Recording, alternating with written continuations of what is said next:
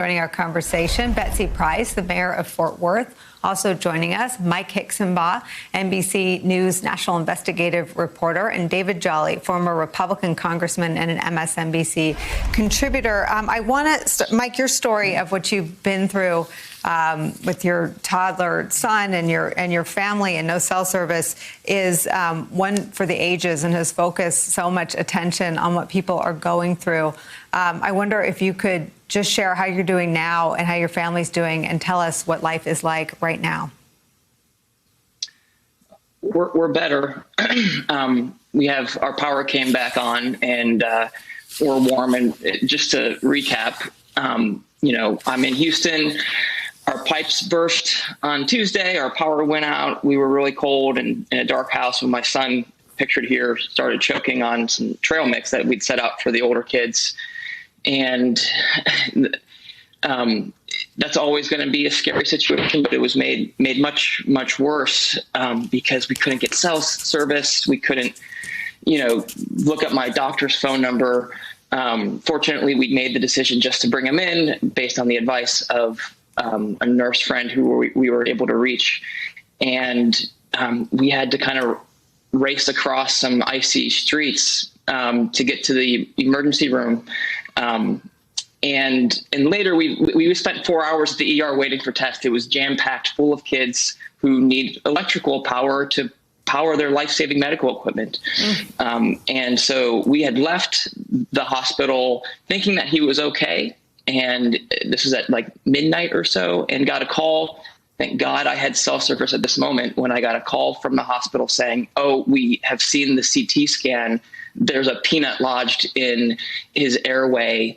He needs to have a surgery immediately." And we had to race back across town through lights that weren't even traffic lights that weren't even on because the power's down, to get to a hospital that was, like I said, filled with people, but didn't even have running water, can't flush toilets or make a coffee. And thank God he's much better now. He had surgery overnight to remove the peanut from his throat. But if any number of things had gone wrong, if we hadn't had cell service at that moment, which has been very spotty during this crisis, we wouldn't have gotten the message. And the anesthesiologist told me the next morning that if we had waited even an hour or maybe 2 hours, it could have been life-threatening. He might not have survived. And so we're better. He's recovering, and we have power again, and we have kind neighbors who are helping us out. So, that's where we're at. Mike, you're a reporter, not used to becoming the story, but this is now something you can't distance yourself from logistically or emotionally. And I wonder if you could just widen the lens and tell us what people are going through, and if there's any end in sight to either the natural disaster or the infrastructure disaster, the power and the water and the weather. I mean, what are the signs that this is going to change in the near term? I think in Houston, we're moving beyond the power crisis because a lot of people have electricity now. Most people do at this point.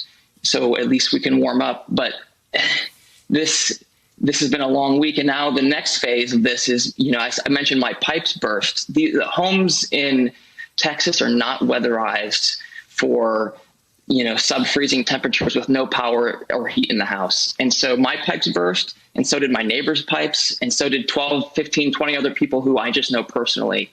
And when I called plumbers today, most of them aren't even answering the phone. The ones I reached talked about maybe in a week, maybe in 2 weeks, maybe in 3 weeks, we can get to your house. I tried going to Lowe's myself this morning and waited in line for 40 minutes to get into the store to discover that the plumbing repair section is just picked over. And, people don't have water at their houses and probably won't, some of them for weeks, if not months. I don't know how to, you can't overstate how big this is for people.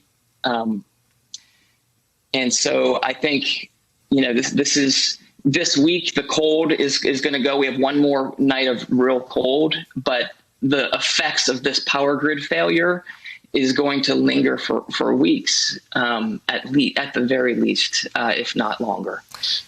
And I know you've been dealing with and taking care of your own family, but I'm sure you've heard by now that the state's governor went on Fox News on Sean Hannity's program and blamed the Green New Deal and renewable energy sources. Can you tell us your understanding of why this crisis is so bad?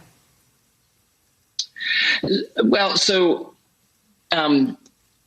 prior to that going on Fox News, the governor shared accurately with local media that same day that the big problem was the lack of weatherization at the gas plant, the natural gas power generating plants. And that's the story. Is this has, even if renewables were a problem, there's such a small piece of the pie in terms of what accounts for energy production in Texas that it's negligible almost. And so a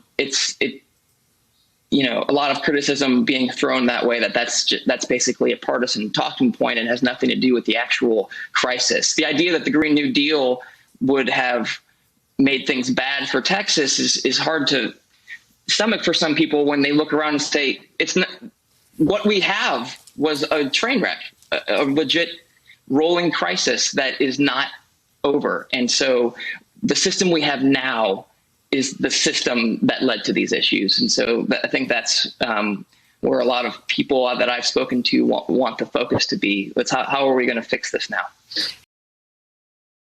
Hey, thanks for watching our YouTube channel. You should know that you can follow today's top stories and breaking news and catch up on your favorite MSNBC shows all in one place. Download the NBC News app today.